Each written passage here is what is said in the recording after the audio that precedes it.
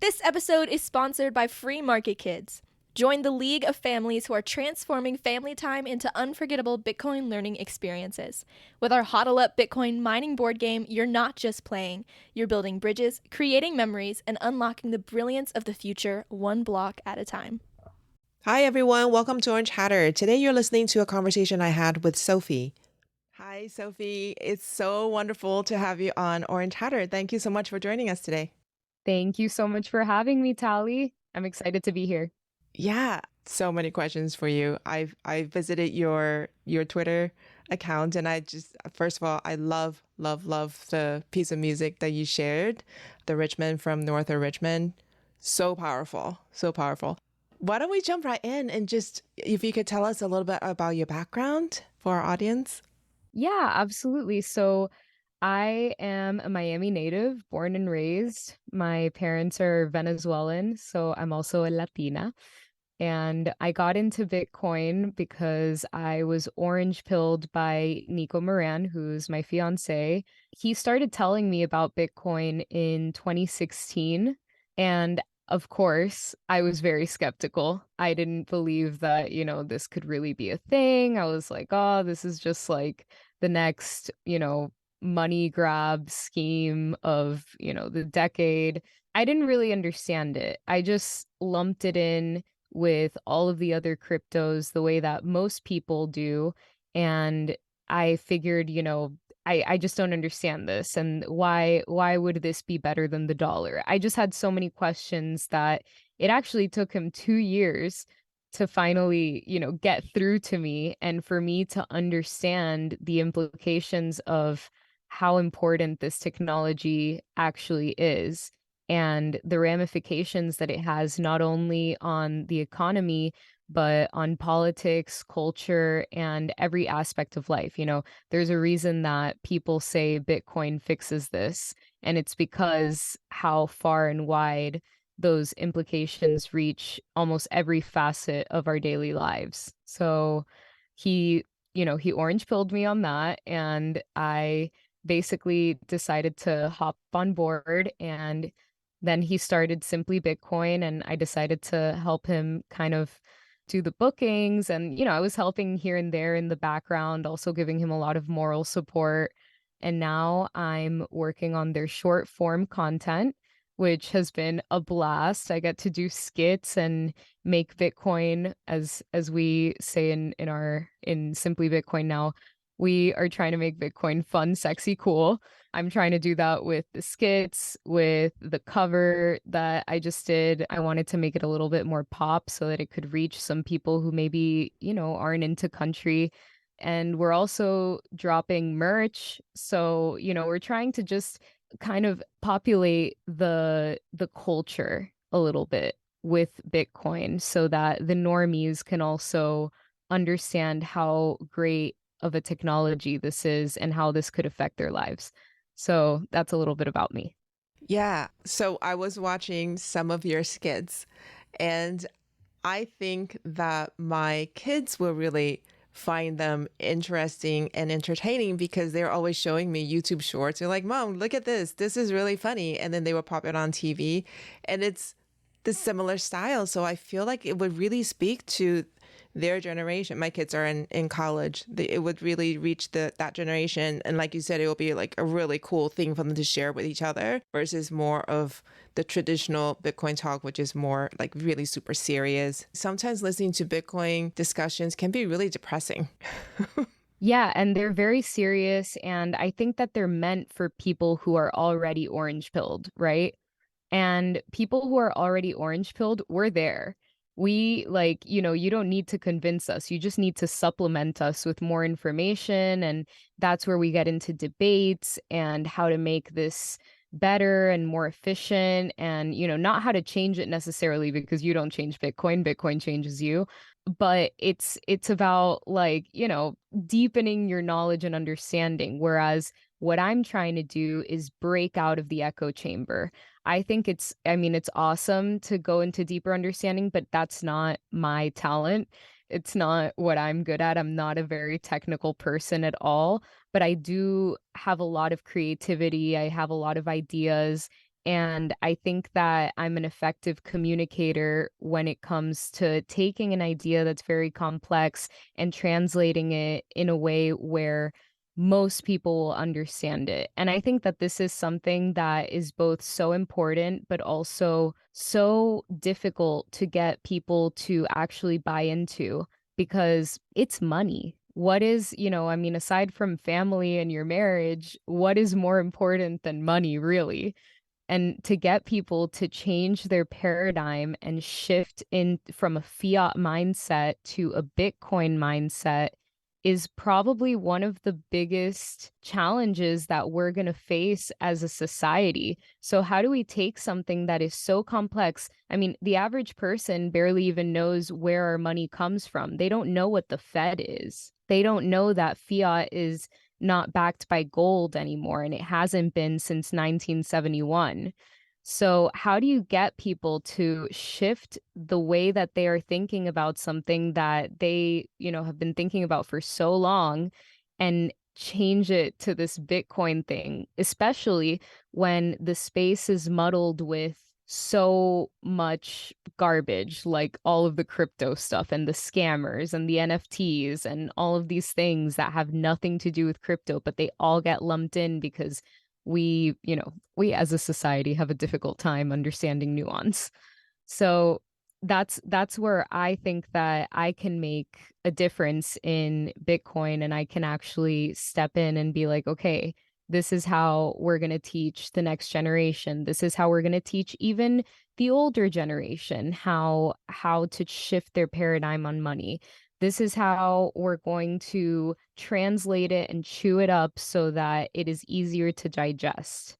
Yeah, that is definitely sorely needed. And if you make it something that is easily shareable, like entertaining shareable, then it has a chance to go viral, you know?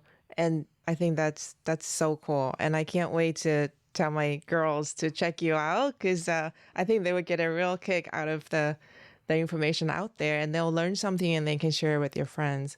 That's one of the things that I was really just trying to figure out how to do is, as I mentioned before, my husband created a board game, and I brought the game actually onto campus to try to get kids involved.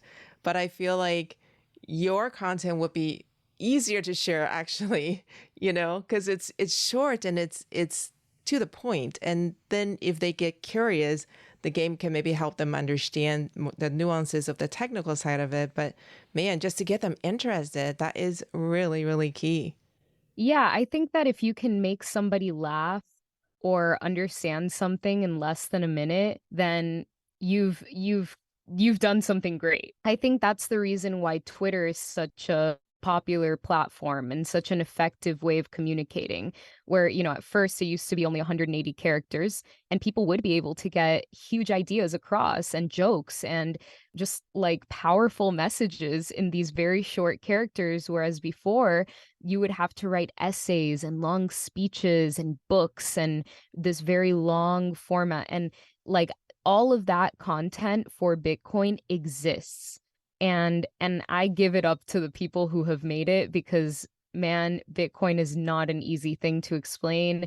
And there is so much depth and technicality that my hat goes off to all of them.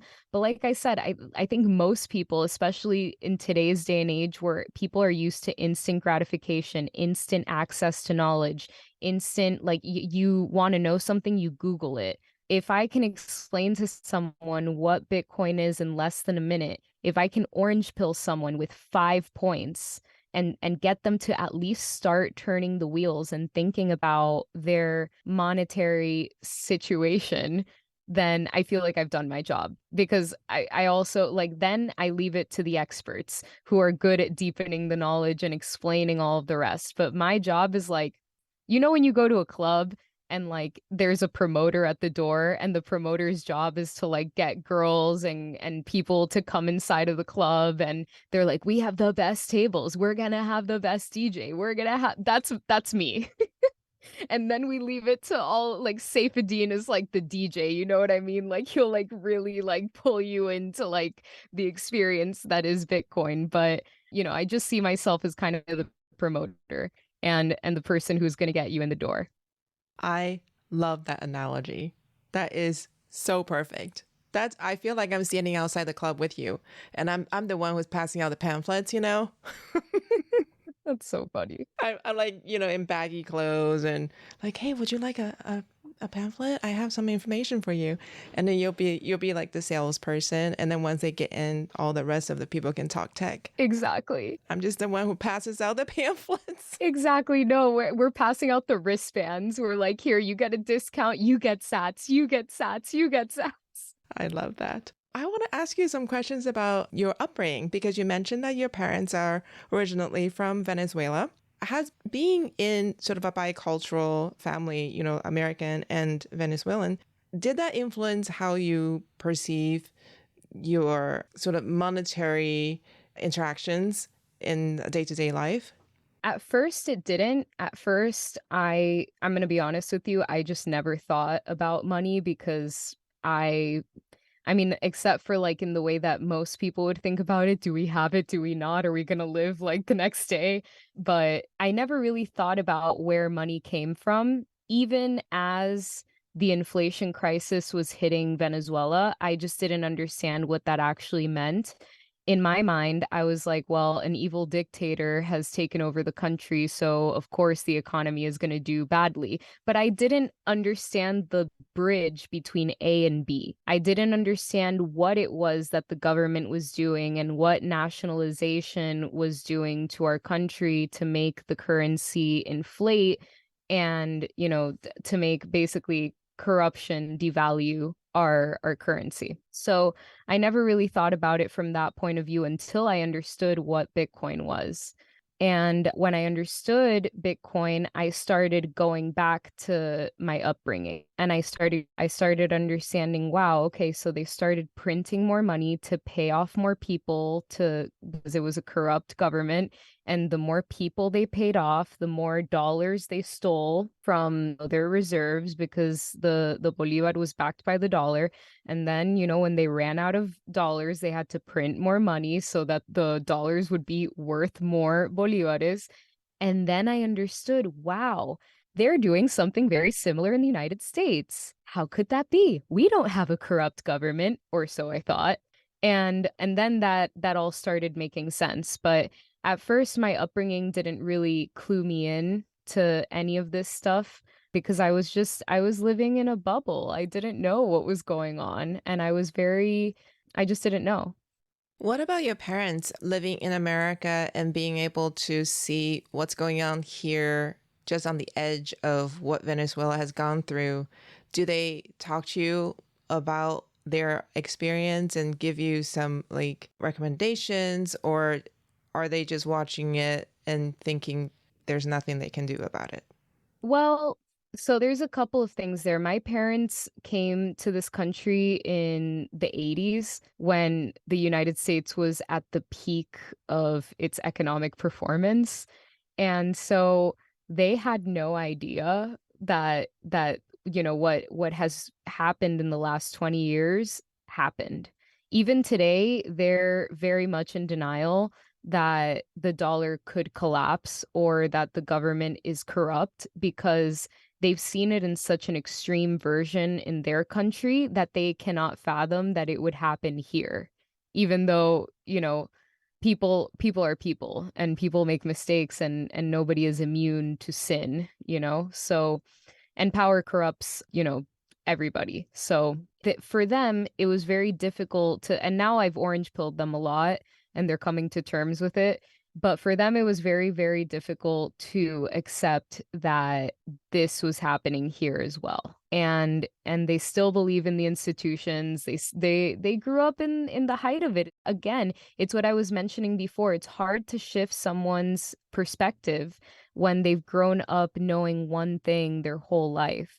And they grew up thinking that the United States was the greatest country in the world, and it still is. And because it's the greatest country in the world, they thought it was immune to what's happening now with all of the money printing and the corruption at a government level. So it's difficult for them. I have to constantly kind of provide proof of what's happening. I have to tell them about BRICS. I have to tell them about the CDBCs and FedNow and everything that's happening. They don't believe it. It's difficult for them to come to terms with it because they already had to come to terms with it in their country. And so for them to have worked so hard to come to the United States, it's hard to go through that trauma again. Thanks for joining us today and learning with us today.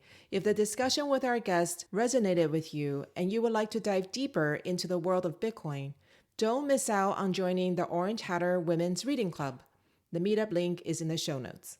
Also, if there are women in your life whom you think would both enjoy and benefit from learning more about Bitcoin, please share Orange Hatter with them. Until next time, bye!